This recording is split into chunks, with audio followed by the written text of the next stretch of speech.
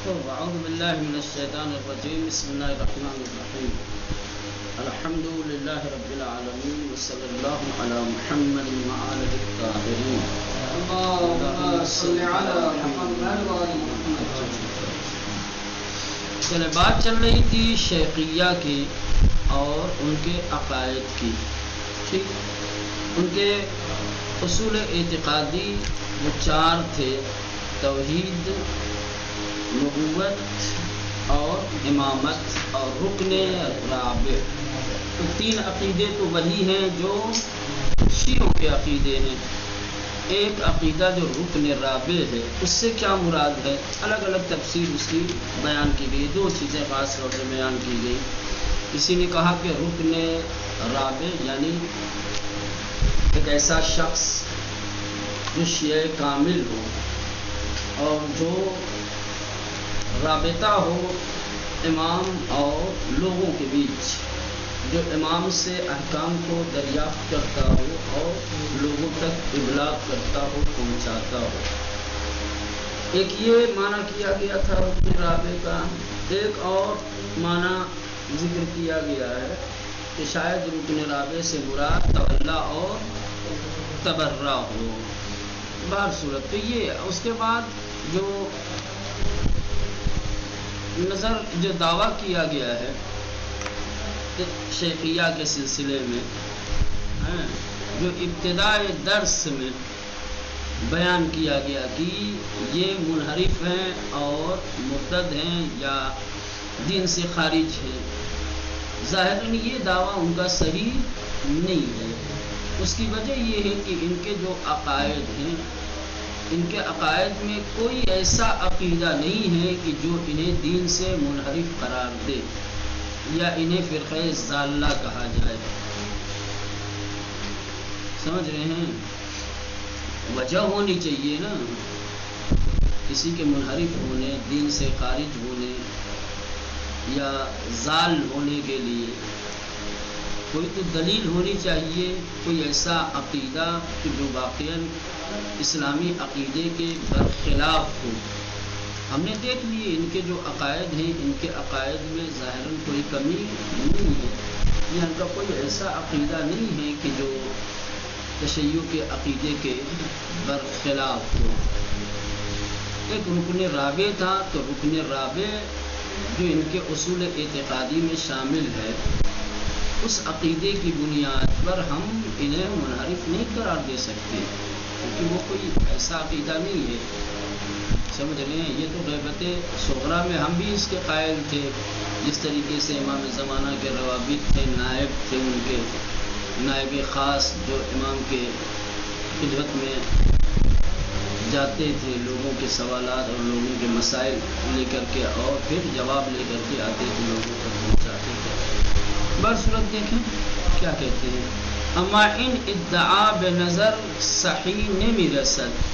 یہ جو دعویٰ کیا گیا ہے شیخیہ کے منحرف ہونے کا، اور یہ کہ یہ دین اسلام سے منحرف ہیں، ان کا تعلق شیعہ سے نہیں ہے، یہ نظریہ صحیح نہیں ہے. زیرا ہم گونے کی در ابتدائے درس اشارے شد، جیسا کہ درس کے شروع میں اشارہ کیا گیا کہ شیخیہ بخاطر عقائد شان اصول علماء و فقہاء امامیہ بالارتداد و کفر متحب شدیان، یعنی یہی عقیدہ، یہی نظریہ کہ شیخیہ اپنے عقائد کی وجہ سے امامیہ اور شیعہ علماء اور فقہاء کی جانب سے ارتداد اور کفر سے جو متہم کیے گئے ہیں، یہ نظریہ صحیح نہیں ہے. امامیہ، فقہاء اور شیعہ کی طرف سے شیخیہ جو عقیدہ رکھتے ہیں، اس عقیدے کی بنیاد پر جو ان کو مرتد قرار دیا گیا ہے اور انہیں کافر قرار دیا گیا ہے، یہ نظریہ صحیح نہیں ہے. حال باید پرسید آیا ان حکم و فتویٰ بخاطر کدام اصل بودس. کیونکہ اس وقت سوال یہ کھڑا ہوتا ہے کہ ہم مفتیوں سے پوچھیں، سوال کریں کہ یہ فتویٰ اور یہ حکم کہ یہ مرتد ہیں اور کافر ہیں، کہ ان کی کس اصول اعتقادی کی بنیاد پر ہے؟ ان کے اصول اعتقادی میں کون سی ایسی اصل ہے کہ جس کی بنیاد پر انہیں مرتد اور کافر قرار دیا گیا ہے؟ حال باید پرسید، اس وقت سوال کرنا چاہیے کہ آیا ان حکم فتویٰ کہ یہ جو حکم فتویٰ لگایا ہے امامیہ علماء اور فقہاء نے کہ یہ مرتد اور کافر ہیں، بخاطر کدام اصل بود است، کس اصل کی وجہ سے ہے؟ در اصول اساسی، جو اساسی اصول ہیں ان میں توحید، عدل، نبوت، امامت و معاد، اختلاف و مہمی بچشمنے میں قرت، اس میں تو ہم نے دیکھ لیا کہ کوئی خاص اختلاف نہیں ہے، بس یہ ہے کہ یہ عدل پروردگار کو اور معاد کو مستقل اصل کے طور پر بیان نہیں کرتے ہیں، اس کی دلیل ہے ان کے پاس کا، اس لیے کہ توحید میں ہی عدل شامل ہے اور معاد، کیونکہ قرآن پر ایمان ہے، قرآن پر اعتقاد ہے، معاد پر بھی ایمان اور اعتقاد ہے۔ ہاں، تو کوئی خواہ ان کے اصول اساسی جو ہیں، ان کے اصول عقائد جو ہیں، اس میں کوئی خاص اختلاف نظر نہیں آتا۔ چوتھی اصل اعتقاد بجسم حرقلیانی، وہ معاد کے سلسلے میں جو حرقلیانی کا اعتقاد ہے، یعنی جسم لطیف غیر متعلق بزمان، جو انہوں نے کہا تھا کہ قیامت میں انسان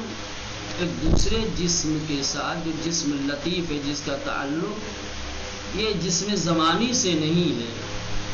یہ عقیدہ نمی تماند مبنائے ارتداد آنان باشد، اس عقیدے کو ان کے ارتداد کی وجہ نہیں بتایا جا سکتا۔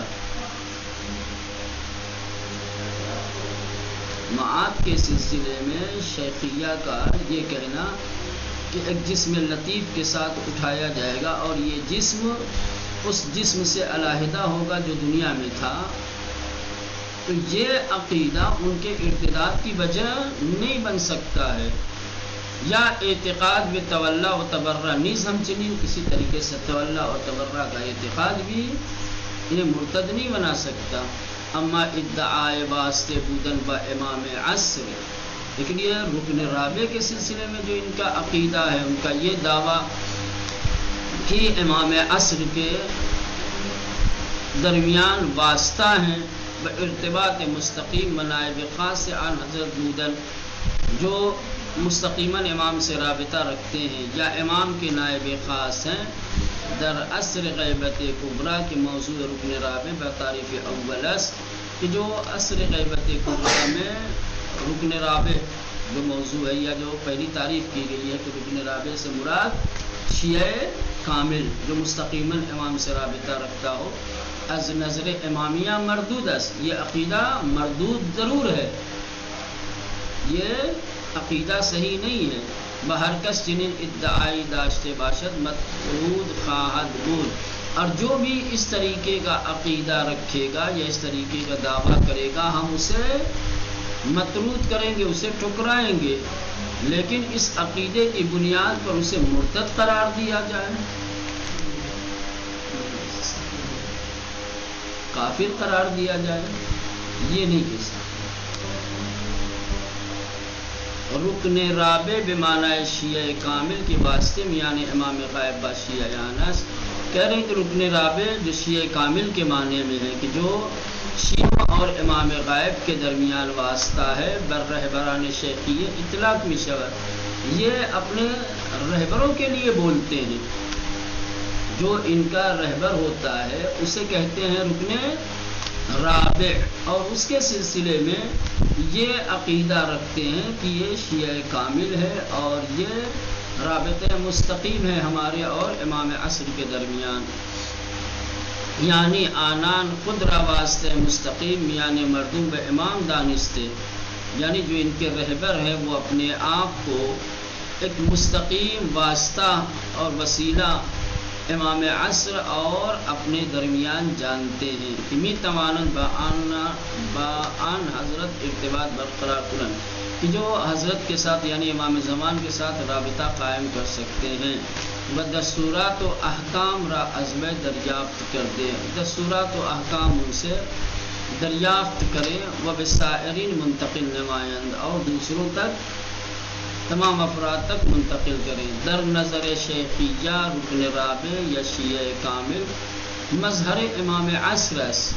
کہہ رہے ہیں کہ شیخیہ کی نگاہ میں رکن رابع یا جو شیعہ کامل ہے یہ امام عصر کا مظہر ہے امام عصر کا آئینہ ہے بے ان معنی کہ آن حضرت در ان فرد ظہور و حلول نمود اس معنی میں کہ امام عصر نے اس شخص کے اندر حلول کیا ہے تو یہ عقیدہ مطرود ضرور ہے لیکن اس عقیدے کی بنیاد پر ان کے کفر و ارتداد کا فتویٰ دیا جائے یہ سمجھ میں بات نہیں آتی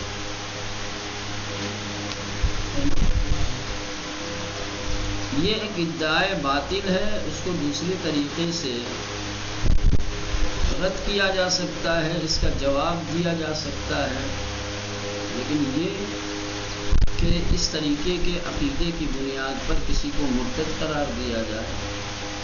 سمجھ رہے ہیں کیونکہ خود امام زمان تو نہیں مانتے نا کہ امام زمان ہے بس یہی ہے نا کہ امام زمان کے ساتھ رابطہ ہے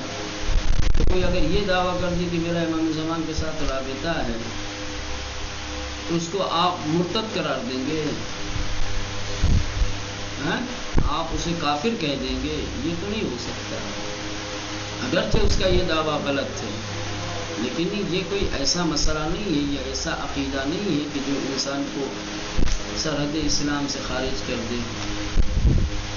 کفر و ارتداد کا سبب بن جائے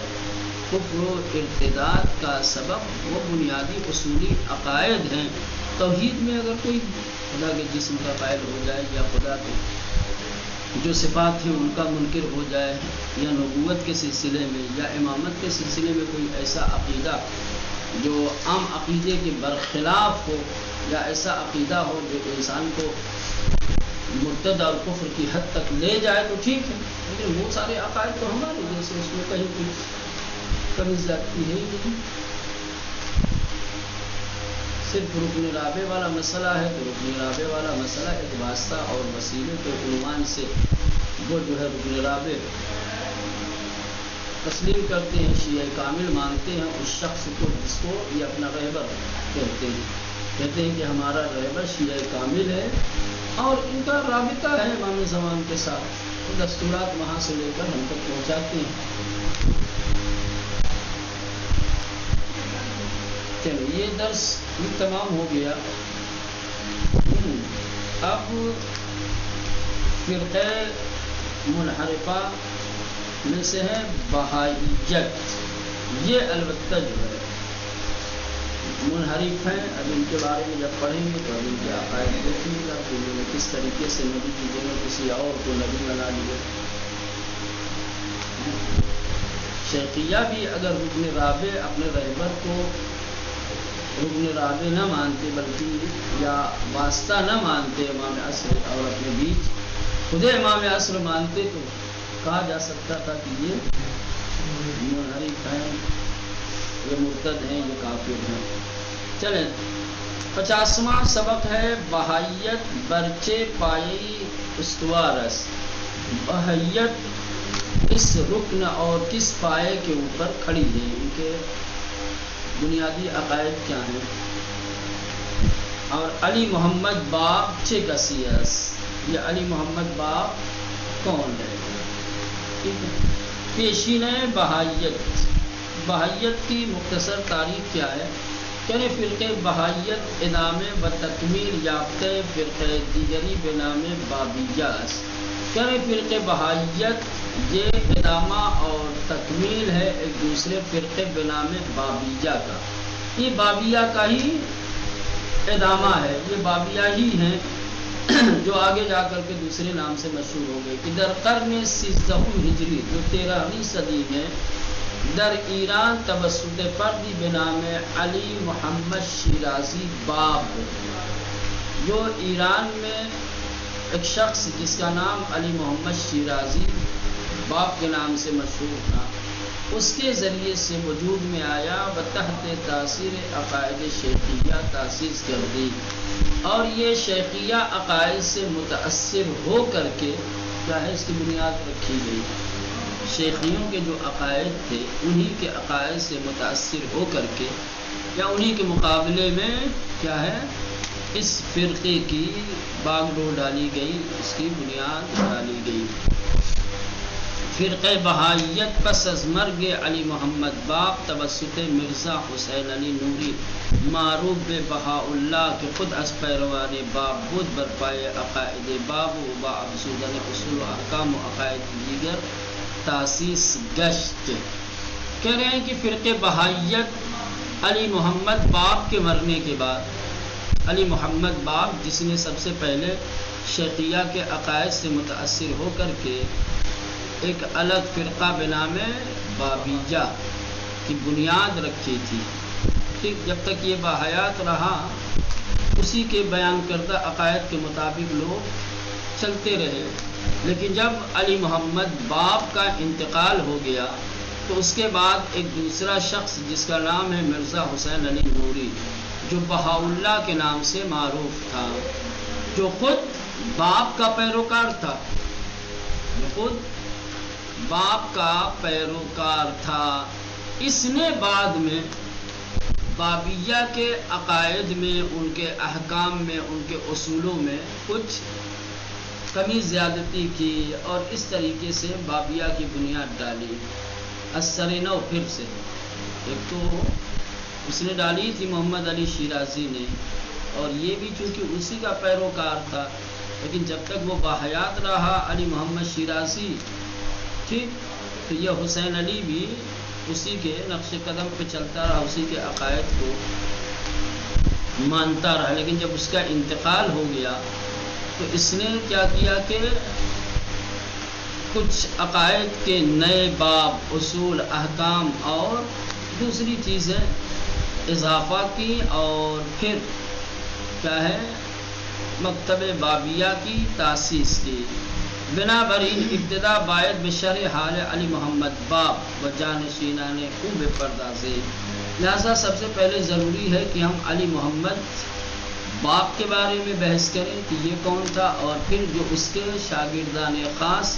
یا پیروان خاص تھے اس کے بارے میں بحث کریں گے۔ وسپس عقائد و مرام بابیہ و بہائیہ را مرور کنیم، تو یہ بابیہ سے ہی نکل کر کے بہائیہ بنا ہے، کیونکہ یہ علی محمد شیرازی چونکہ یہ باپ کے نام سے مشہور تھا، لہذا شیخیہ سے متاثر ہو کر کے جب الگ عقائد کے ساتھ اس نے ایک فرقے کی بنیاد رکھی تو اسی کے نام سے منسوب ہوگی بابیہ، اور پھر اس کا پیروکار، اسی علی محمد کا پیروکار تھا کون؟ حسین علی نوری، اور یہ بہاء اللہ کے نام سے مشہور تھا۔ جب محمد علی کا انتقال ہو گیا اور پھر اسی محمد علی کے عقائد میں اس نے کچھ عقائد کا اضافہ کیا، کچھ نئے قوانین، کچھ نئے احکام اس میں اضافہ کیے، تو ایک نیا فرقہ بنام بہائیت وجود میں آیا ہے۔ لہذا سب سے پہلے ہم محمد علی شیرازی باپ اور پھر اس کے جو جانشین تھے، اس کے جو پیروکار تھے، اس سے بحث کریں گے، اور پھر ان کے بہائیت کے عقائد، بابیہ اور بہائیت کے عقائد کیا ہیں، ان کے نظریات کیا ہیں، اس کے سلسلے میں بحث کریں گے۔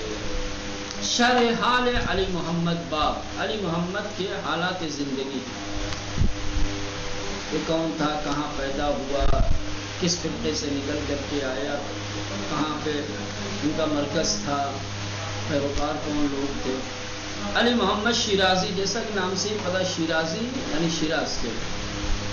علی محمد شیرازی معروف بے باب در سال 1235 ہجری در شیراز میں دنیا آمد، 1235 ہجری میں شہر شیراز میں پیدا ہوئے۔ وہ در کودکی پدر خود را از دست داد، بچپنے میں انہوں نے اپنے باپ کو کھو دیا،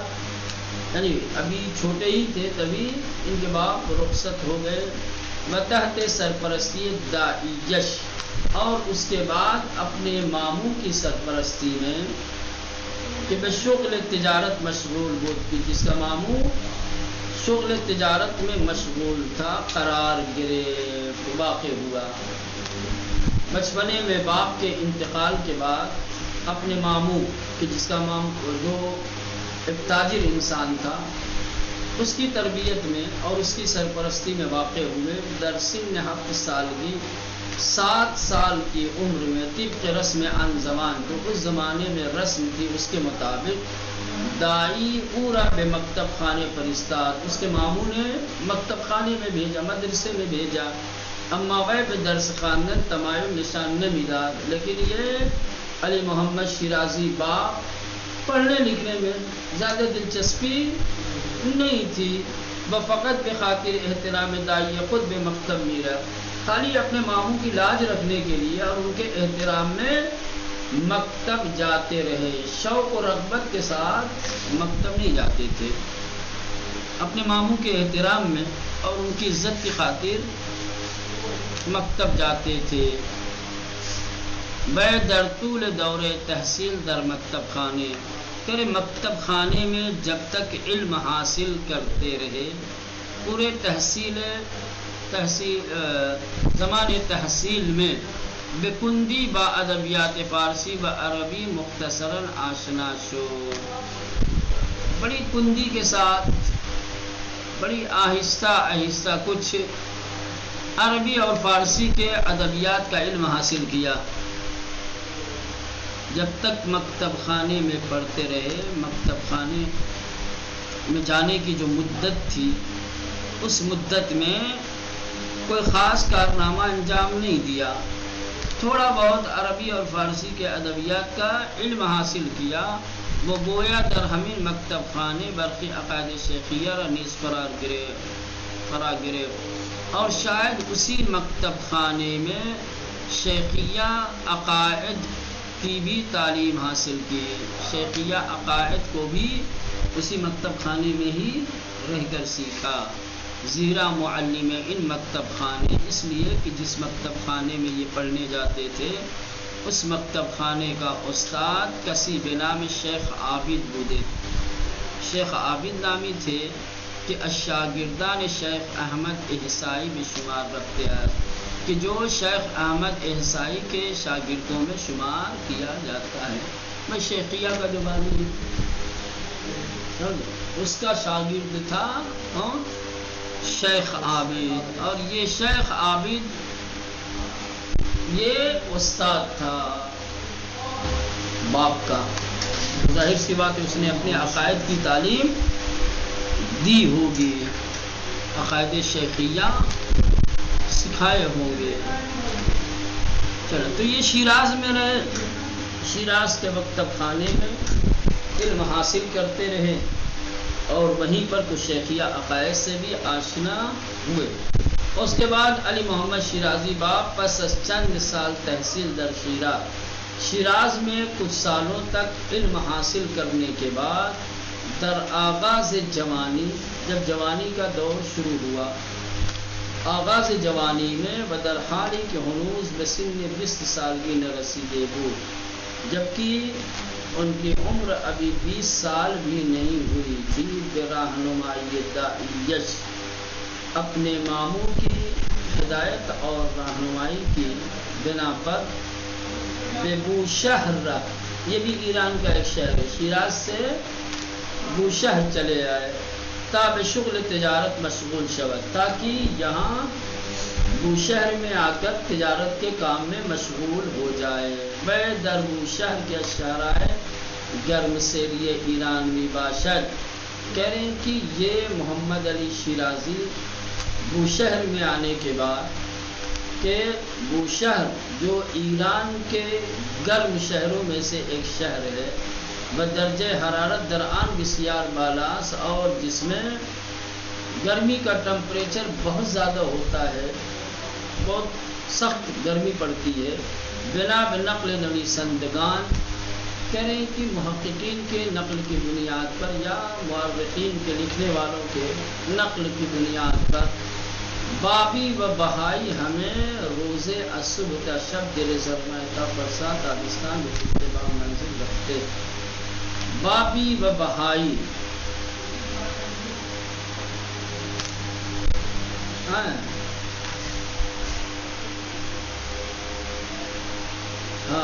بنا بے نقل نویسندگان و مؤرخین بابی و بہائی، بہائیوں کے اور بابیوں کے جو مؤرخین ہیں ان کی نقل کی بنیاد پر کہتے ہیں کہ یہ محمد علی شیرازی، یہ علی محمد شیرازی ہمیں روز الصبح تا شب ہر دن صبح سے لے کر کے رات تک در زیر گرمائے طاقت فرسائے تابستان، گرمی کی سخت، گرمی کے موسم کی سخت گرمی میں بے پشت بام منزل رکھتے، چھت کے اوپر جاتے تھے. و روی روح خورشید بے نماز و دعا و اذکار و اوراد مختلفی پرداختے اور بالکل سورج کے روبرو ہو کر کے نماز، دعا، ذکر اور دوسرے جو اوراد ہیں اس میں مشغول و مصروف رہتے تھے تا از ان راہ بے توانت خورشید را تسخیر کر دے. اور یہ عمل علی محمد شیرازی اس لیے انجام دیتا تھا تاکہ وہ سورج کو اپنا مسخر بنا لے. بوشہر کی گرمی بڑی سخت گرمی ہوتی ہے، آدمی سائے میں سکون سے نہیں بیٹھ سکتا، اور یہ صبح سے لے کر رات تک چھت کے اوپر جا کر کے اسی گرمی میں اسی دھوپ میں سورج کے اوپر نماز، ذکر اور بہت سارے اوراد اعمال انجام دیتے تھے. اور یہ ساری چیزیں اس لیے تھی کہ وہ سورج کو مسخر کر لے، اپنا تابع بنا لے. و بے روحانیت ستارگان دست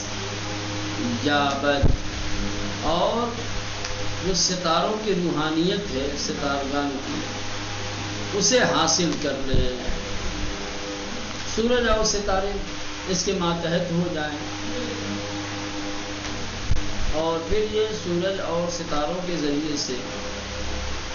جو آگے جو بھی اس کے ذہن میں مقصد رہا ہو، ہدف رہا ہو، اس مقصد اور اس ہدف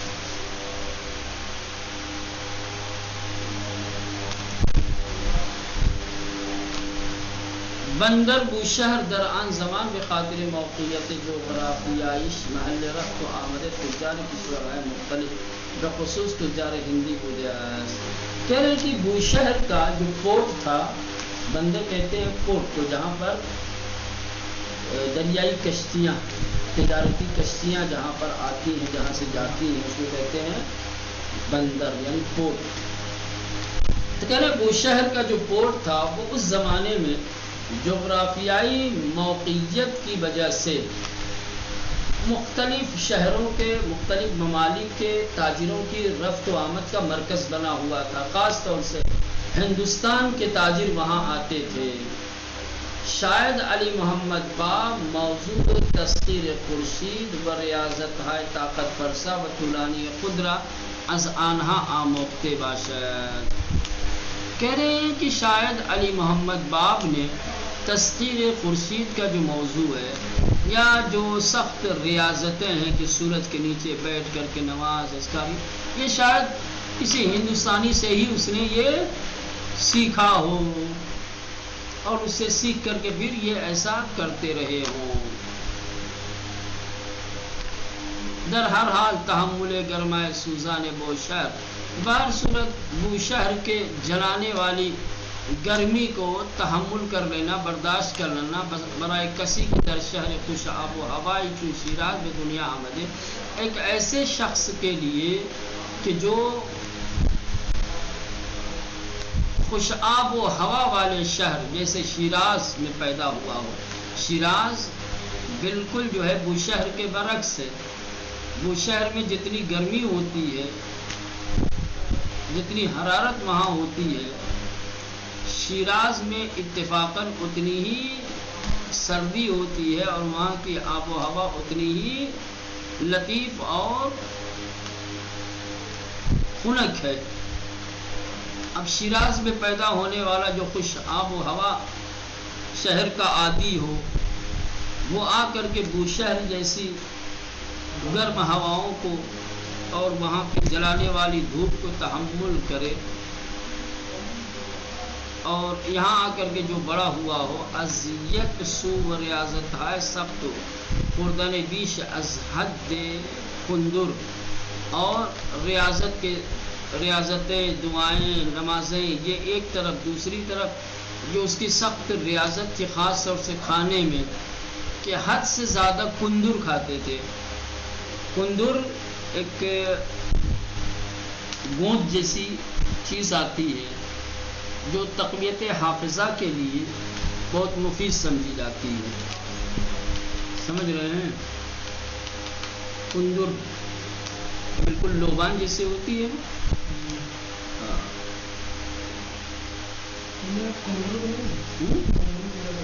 کندر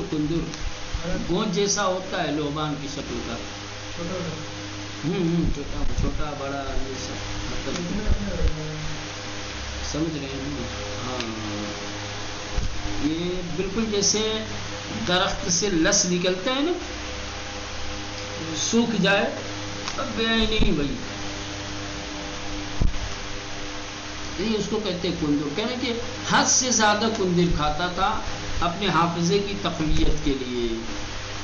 کہ علی محمد بیان ملتزم ہو، یہ بہت کھاتا تھا تاکہ اس کے ذریعے سے اس کا قوت حافظہ قوی ہو جائے۔ اسو دیگر دوسری جانب در وضعیت مغزی و روانی اس سخت تاثیر گزاشت، دوسری طرف اس کی مغزی اور روانی وضعیت میں بہت گہرا اثر ہوا، و رفتار ہے غیر عادی از او سرزد، اور پھر غیر عادی رفتار، غیر عادی عمل، غیر عادی چیزیں اس سے ظاہر ہونے لگی۔ بگونئی کی داعیش پس از ان کی درمن کردنے او، اس طرح سے کہ جو اس کا ماموں تھا اس نے اس کو منع بھی کیا، از ان گونے امور توفیقی بدست نہیں آورد، کہ اس طریقے سے ریاضتوں کے ذریعے سے سخت مشکلوں میں اپنے آپ کو ڈال کر کے کوئی توفیق حاصل کرنے کی کوشش نہ کرے، جو اس کے ماموں نے سمجھایا، لیکن وہ ناچار بے ترک بوشہر کر، لیکن ماموں کی بات نہیں مانی، اور پھر بوشہر کو بھی اس نے ترک کر دیا، چھوڑ دیا، وہ بے کربلا و نجف فرستاد۔ اس کے ماموں نے کیا کیا؟ اس کو کربلا اور نجف کی جانب بھیج دیا، تا شاید با تغییر آب و ہوا و توسل بے امام علی بے امام حسین بابودی پیدا کنا، تاکہ آب و ہوا بدلے تو شاید یہ بھی بدل جائیں، یا کربلا اور نجف پہنچ کر کے امیر المومنین علیہ السلام اور امام حسین علیہ السلام سے توسل کرے تو شاید اس کے اندر کچھ تبدیلی آ جائے۔ یہاں سے اب یہ جاتا ہے نجف اور کربلا کی طرف، پھر آگے کیا ہوتا ہے